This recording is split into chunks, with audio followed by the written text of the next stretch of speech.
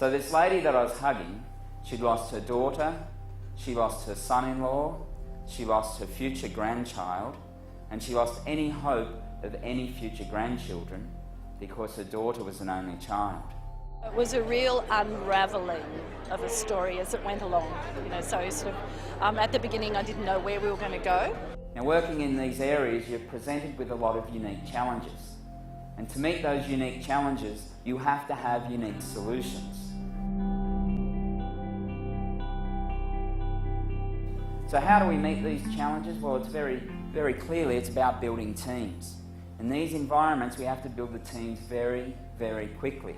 The key words that I got out of Peter's presentation would have been that hope is not a plan. And what's the most important thing for me in building teams in these environments? Well, it's about leadership.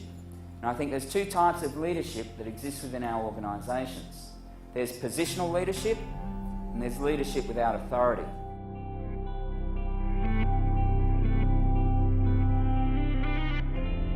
Because in my experience, true leaders are identified by their actions and their reactions.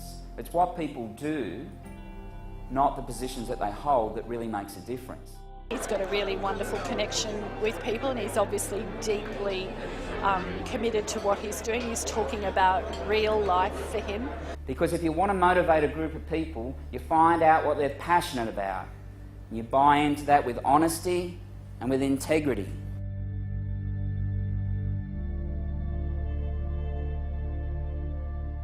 So I said to these guys, I said, do you think the Commissioner would mind if I stopped and bought some duty free? And they said, no, I'm sure he's got nothing better to do than wait for you to do your shopping.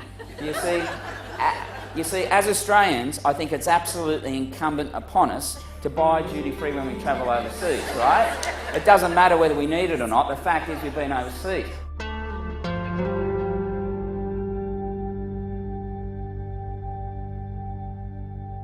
When we have a hard day working in this environment, as we inevitably do, you have to understand why you do what you do.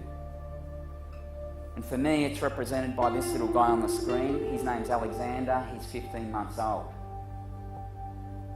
As a dad, every day that little guy spends frozen in a body bag is too long.